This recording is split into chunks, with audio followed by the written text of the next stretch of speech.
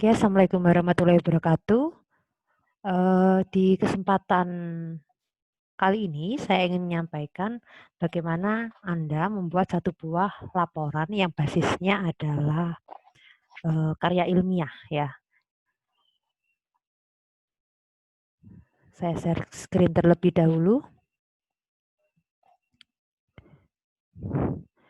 Oke, mungkin di dalam kelas nanti akan saya bahas bahwa di dalam penulisan karya ilmiah Anda tidak memiliki satu format khusus ya. Tidak ada satu format khusus yang digunakan untuk menulis laporan ini. Tetapi format yang harus Anda ikuti itu adalah sesuai dengan karya ilmiah yang Anda tuju pada jurnal yang ingin dituju, gitu ya.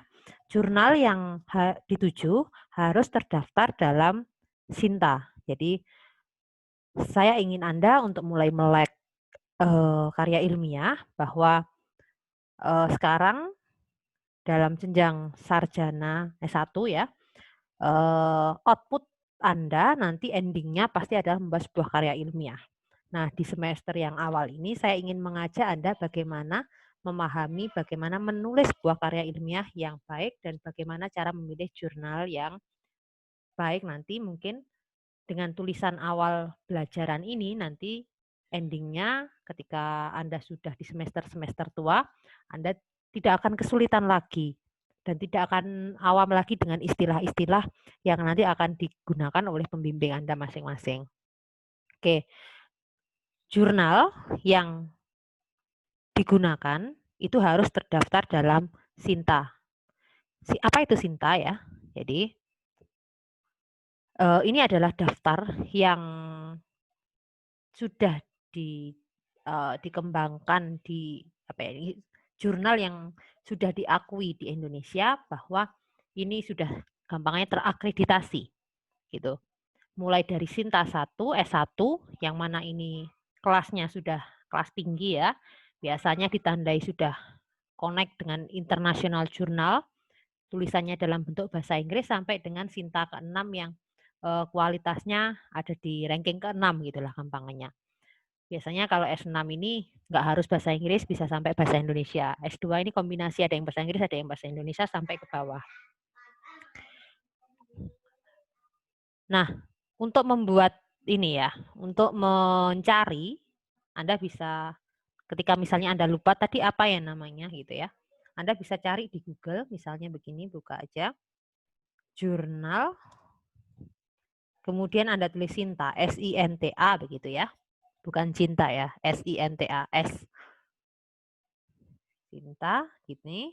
Nanti akan diarahkan ke dalam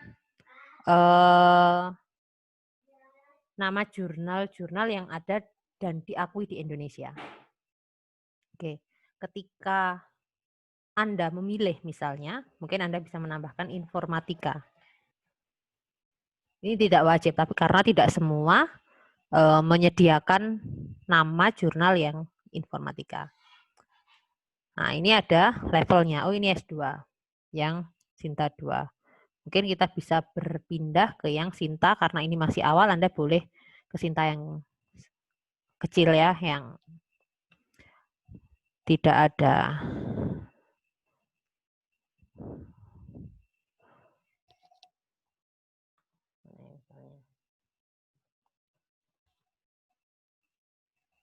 Nah, misalnya inilah, ini Sinta 5. Itu ya. Maka Anda akan punya nama ini, Jurnal Ilmiah Teknologi Informasi Asia. Kalau di sini ada linknya, berarti Anda bisa langsung buka. Ya, ini. Anda amati apakah publikasi dari tulisan tersebut mudah untuk Anda ikuti. Gitu. Maksudnya, di dalam jurnal yang mau nanti Anda ikuti format papernya, itu ada panduan untuk penggunanya. Misalnya bagaimana menuliskan template-nya. Nah, misalnya seperti ini di STMI KA Asia ya. Nah, ini ada template yang harus Anda ikuti. Maka template setiap kelompok mungkin akan berbeda dari satu dengan yang lain, yang tulisannya setiap jurnal punya gaya selingkung yang berbeda. Jadi setiap institusi punya gaya selingkung yang mungkin berbeda. Tetapi gambaran umumnya adalah di dalam penulisan artikel ini pasti akan ada judul, identitas penulisnya, ada abstrak, ada artikel ini ya, pendahuluan, metode, hasil pembahasan, kesimpulan dan saran, gitu ya. Kurang lebih semua jurnal akan menuliskan seperti itu. Nah, apa yang harus Anda tuliskan di sini? Kita bahas satu-satu tulisannya terkait dengan judul terlebih dahulu. Karena ini adalah tugas TBA ya, teori bahasa dan automata, maka yang harus Anda tuliskan di sini adalah tema terkait dengan aplikasi itu diterapkan di apa dan menggunakan apa, metode yang diterapkan. Tentunya di sini yang akan kita gunakan lebih ke arah finite automatanya ya, finite state automatanya. Nah, ini ada contoh kakak tingkat Anda di tahun kemarin yang publish ya. Jadi dia menuliskan implementasi finite automata FSA dengan simulasi vending machine. Jadi ini diterapkan untuk vending machine pada aplikasi Android, gitu ya. Anda juga bisa balik simulasi vending machine pada aplikasi Android menggunakan finite state automata juga boleh. Artinya ada 3 komponen. Ini mengimplementasikan, menerapkan atau mengembangkan apa di dalam teori bahasa automata, kemudian metodenya tadi Anda terapkan untuk program apa ya, untuk ranah masalah apa, dan pada bahasa pemrograman apa. Tapi bahasa pemrograman tidak wajib, tapi hanya untuk membuat Anda lebih spesifik karena judul tulisan itu akan jauh lebih mudah dipahami ketika lebih spesifik. Lalu terkait dengan penulisan, tadi nama pengembang, ini bukan urut berdasarkan abjad, tetapi berdasarkan kontribusi dari setiap kelompok, setiap personal di dalam kelompok ya. Jadi di sini ini menunjukkan bahwa Ahmad Saufi ini lebih besar kontribusinya daripada Hanifah. Jadi silakan Anda atur nanti siapa yang berkontribusi paling besar sampai ke kecil. Itu dibuat terbuka saja ya. Atau jika secara kebetulan seperti Ahmad Saufi ini memiliki kontribusi yang 50-50 dengan Hanifah, maka kontribusinya ya dibuat urut abjad seperti ini Ahmad, Hanifah, kemudian ini dia nambahkan nama saya nggak tahu kenapa. Kemudian ada beberapa jurnal yang ini dikirimnya ke mana ya? Saya nggak tahu ini di mana ya, kakak tingkat Anda ini. Nih, jurnal edukasi elektro mungkin di UNY kalau nggak salah formatnya kayak gini. Oh ya, UNY, Yogyakarta. Nah, dia menuliskan latar belakang dalam 2 versi. Ini tentunya disesuaikan dengan template tadi. Maka Anda harus cari tadi di mana letak template tersebut, gitu ya, template-nya. Maka yang minggu depan diupload adalah link jurnalnya apa, ya. Jangan lupa mengupload untuk sebagai kita nggak ada tatap muka minggu depan sampai pertemuan ke-15. Saya tidak akan mengatur gaya tulisan Anda, tidak akan mengecek kode program, saya hanya akan langsung melihat di akhirnya seperti apa, apakah sudah langsung fix atau tidak, begitu ya. Nah, untuk itu yang harus dicek adalah, yang harus diupload nanti adalah ini, di mana jurnalnya, link jurnalnya, dan template-nya seperti apa, gitu ya. Link template-nya itu diupload gitu, pasti akan ada kalau dia terakreditasi. Lalu di dalam abstrak ini ya, saya beri gambaran saja apa yang harus Anda tuliskan supaya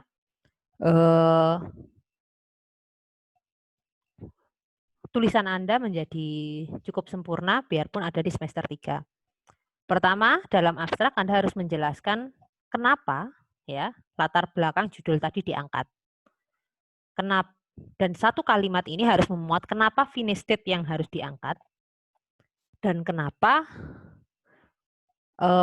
metode tadi, mungkin bisa 1 sampai 2 kalimat ini ya. Ranah masalah yang Anda angkat untuk mengembangkan finish state tadi diangkat. Gitu ya. Ini satu contohnya dari kakak tingkat Anda.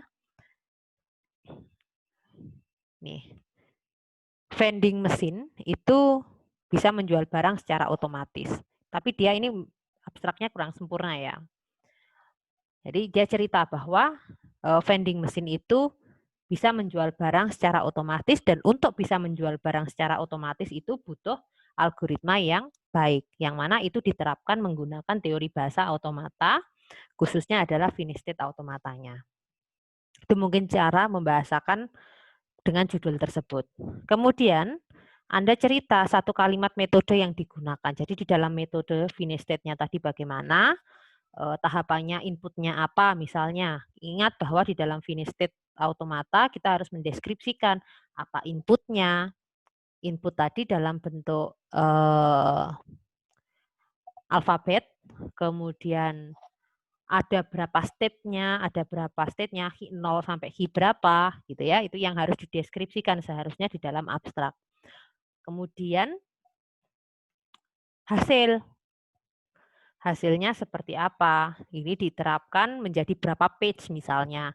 Ada page apa, dan page apa. Misalnya ada halaman ini, dan halaman ini. Dan satu buah kesimpulan yang Anda dapat. Kesimpulan. Nanti saya jelaskan bagaimana menuliskan kesimpulan. Oke, itu tadi terkait abstrak ya. Jadi di dalam abstrak intinya adalah satu set paragraf yang mendeskripsikan tulisan panjang, mulai dari pendahuluan sampai kesimpulan. Kata kunci Anda pilih yang menjadi point interest dari judul tadi. Misalnya di sini ada Android, vending machine simulation, dan finish state automata. Di dalam pendahuluan, ini yang dibahas itu akan sangat terkait dengan judul tadi. Kalau Anda membahas tentang implementasi finish state automata dengan simulasi vending machine pada aplikasi Android, maka ada 3 aspek yang harus cerita di dalam latar belakang. Kenapa simulasi vending machine diangkat? Lalu kenapa finish state automata ini dianggap unggul untuk membuat simulasi ini? Dan kenapa aplikasinya ada di Android? Tapi kalau 2 aspek, Android-nya hilang, berarti cukup 2 aspek. Kenapa finish state automata dan kenapa vending machine. Nah, jadi ada satu paragraf yang bilang, oh ternyata mesin penjual otomatis ini akan komersil di masa mendatang. Istilahnya kayak gitu ya. Nah, dia breakdown jadi 2 paragraf. Satu paragraf pun tidak masalah. Dan satu paragraf lagi, kata kunci paragraf lagi yang mendeskripsikan bahwa finite state automata itu menjadi sangat penting untuk mendeskripsikan input dan output misalnya. Begitu. Lalu dikaitkan gitu ya. Mungkin memang gaya penulisan dia belum begitu bagus ya. Yang lebih bagus sebenarnya adalah ini. Salah satu kakak tingkat Anda juga yang publish-nya dalam angkatan yang sama, dia berhasil mempublish, tetapi publish-nya baru di-accept di tahun 2020. Artinya gini, kuliah ini bonusnya plus-plusnya tidak Anda dapatkan langsung, tapi mungkin nanti setelah kuliah berakhir. Nah, tapi karena ini kuliah kombinasi ya, jadi di tahun 2019 kemarin saya dapat penerapan 2 kuliah yang satu kelas sama, ada AR-nya dan ada automata, teori bahasa automatanya. Jadi, tapi kalau ini Anda nggak bisa terapkan karena kuliah ini di saya hanya ada teori bahasa automata, tidak ada AR. Jadi Anda tidak boleh mempublish tentang AR. Tapi kalau Anda mau membuat AR, boleh, tapi untuk TBO. Tapi tentu dengan aspek yang sesuai ya, proses step by step-nya itu. Nah, ini sebenarnya yang jauh lebih clear ya. dia bicara bahwa AR ini penting. Ya, AR ini penting di masa sangat membantu dalam experience belajar. Dan kemudian dia bicara teori bahasanya, ini jadi satu konsep penting di dalam computer science untuk mendeskripsikan proses input dan output seperti itu ya. Nah, kemudian dari situ kesimpulannya bahwa judul ini jadi sangat penting untuk dipublish. Kemudian di dalam metode, ya ini yang harus disampaikan. Jadi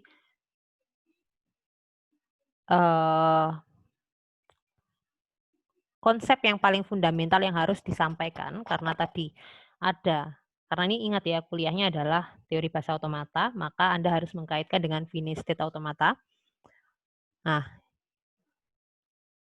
finished state automata tadi harus tergambarkan dalam bentuk diagramnya.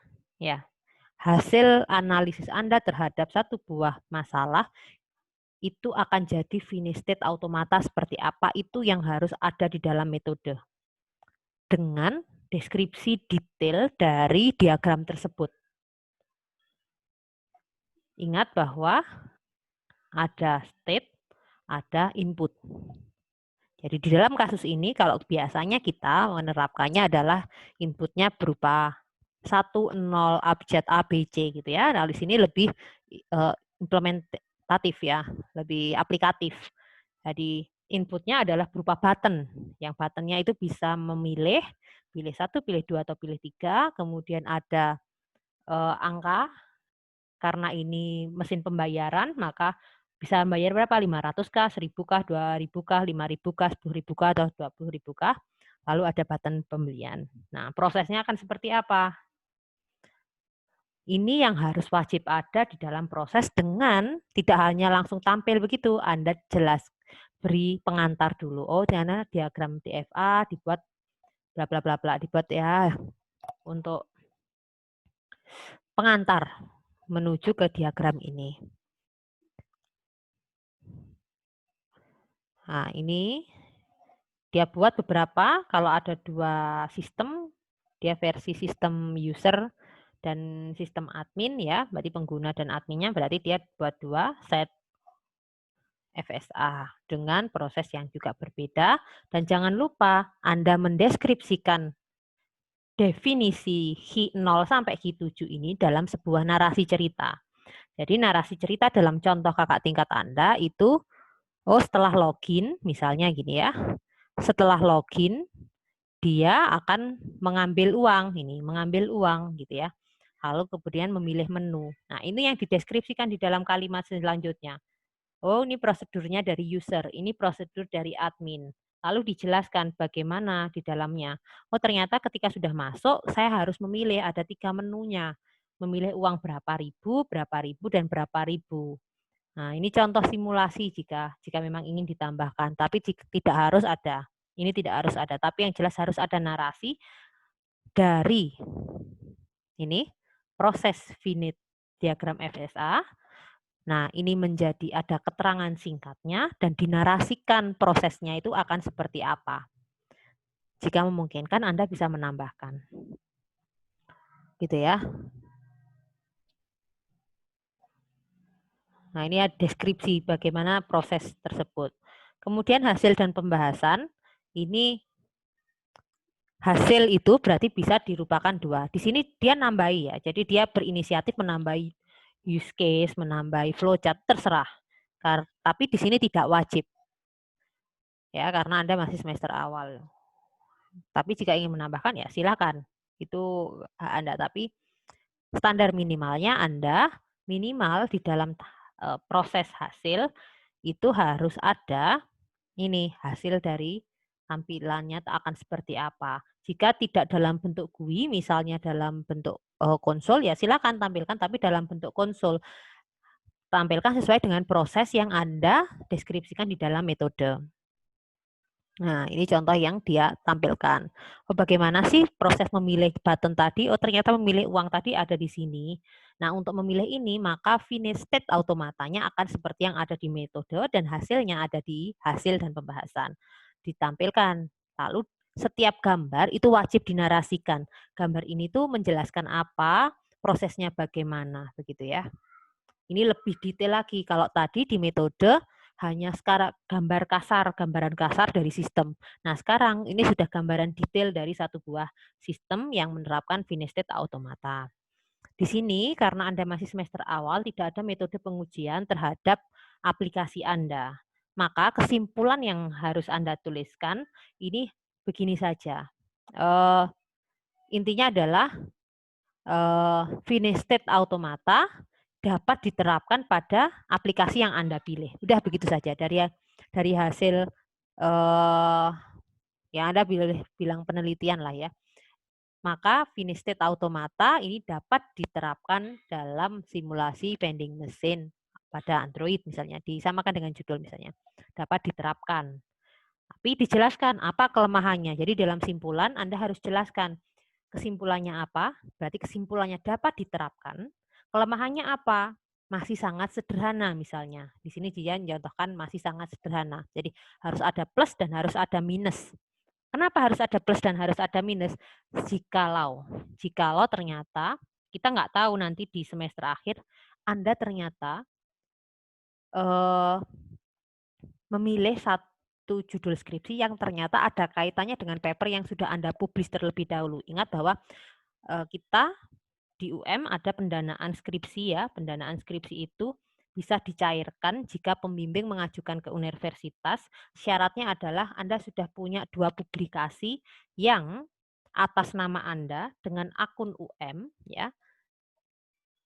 Dan 2 publikasi tadi terkait dengan judul skripsi yang Anda angkat. Artinya adalah Anda sudah menyimpan satu produk di semester awal.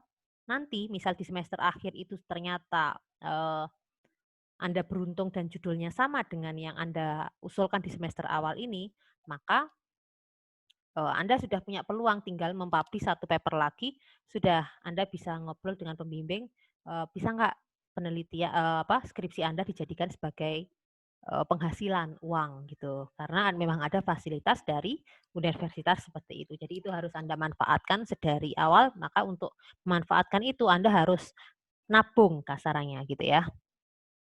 Nah, terkait dengan daftar rujukan, nah, ini yang harus Anda lihat di dalam template tersebut. Bagaimana cara menuliskan rujukan ya di sini. Bisa dilihat prosesnya, pasti ada nanti. Setiap jurnal punya gaya selingkung yang berbeda dan itu yang harus Anda ikuti. Pasti di atas nanti ada cara, bagaimana cara menuliskannya. Misalnya begini, DP 2M 4 tahun, artinya berarti kalau mempublish gitu ya, harus namanya di sini apa, misalnya di atas bawah BPS atau DPM dan tahun saja begitu. Ada juga yang menuliskan wajib hanya angka saja 1 2 3, bawahnya 1 2 3. Urut dari ketemunya sitasi tadi. Misalnya di awal ketemu misalnya Roni 2010, maka itu yang dituliskan di nomor 1, ditulisnya hanya 1 begitu saja. Nanti di daftar rujukan bawah ini ada yang hanya ditulisi 1, detailnya bagaimana. Jadi karena ada banyak sekali cara menuliskan daftar rujukan, maka Anda harus dengan cermat melihat. Termasuk juga dengan ini, bagaimana menuliskan tabel, persamaan. Maka gambarnya harus begini. Nah, kriteria penilaian ya nanti akan ada 2. 60% tentu dari produk dan 40% dari tulisannya. Maka cara menilai saya tentu saya akan bandingkan dengan kemungkinan diterimanya tulisan Anda di dalam sebuah jurnal begitu ya.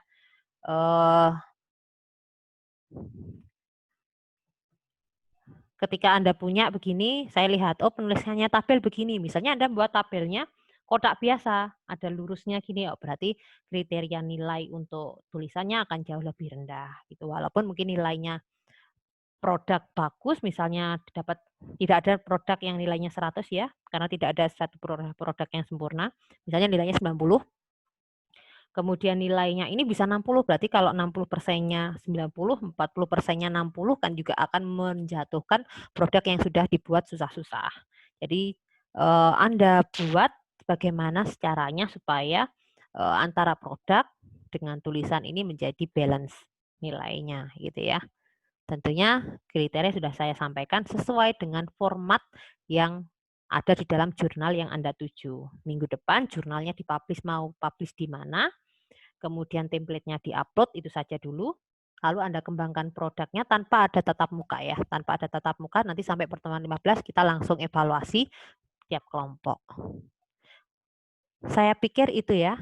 Jadi pastikan Anda mencari jurnalnya ada di dalam Sinta. Anda hitunglah kemampuan dari setiap kelompok seperti apa. Kalau Anda confident dengan di jurnal internasional, karena jurnal internasional ini keuntungannya sangat tinggi kalau Anda bisa sampai ke jurnal yang S1 atau S2 yang terkait dengan Scopus. Artinya nilai nominal apa ya, celengan Anda atau tabungan Anda nanti lebih tinggi lah gampangannya nilainya nanti.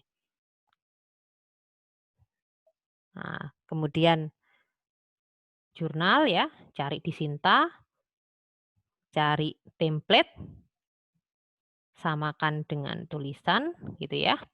Ada cara lain misalnya kalau ada Anda punya, nah biasanya di sini ada asif. Asif itu adalah publikasi yang tampil yang sudah direkam oleh jurnal itu. Nanti gaya selingkungnya seperti apa? Nah, ini yang bisa Anda lihat. Misalnya seperti ini ya.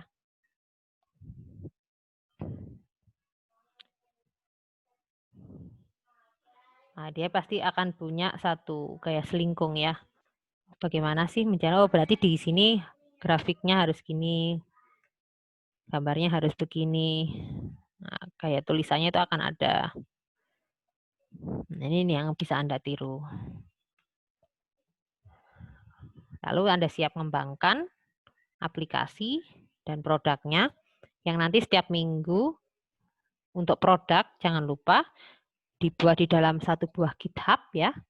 Nah, di dalam GitHub tersebut saya di-invite begitu. Kalau sudah saya di-invite, nah saya bisa ngecek dari program tadi. Jadi nanti saya akan mengeceknya di pertemuan ke-15 bukan based on, tidak hanya berdasarkan presentasi Anda, tapi saya mau menganalisis dari dalam apakah matching antara tulisan gitu ya. Tulisan tadi ada misalnya kayak ini tadi. Ada finite automatanya. Nah, set ininya apakah sama dengan coding Anda? Seperti itu. Gitu ya. Nah, saya pikir cukup. Saya akhiri. Semoga informasi tentang penulisan ini bisa bermanfaat bagi Anda. Nanti Anda bisa lihat di description box contoh-contoh kakak tingkat Anda yang sudah berhasil publish. Entah itu mungkin bisa terkait dengan TPO atau mungkin tidak ya. Supaya pemahaman Anda terkait dengan penulisan itu jadi jauh lebih luas. Saya pikir cukup, saya akhiri. Assalamualaikum warahmatullahi wabarakatuh dan salam sejahtera bagi yang beragama non-muslim.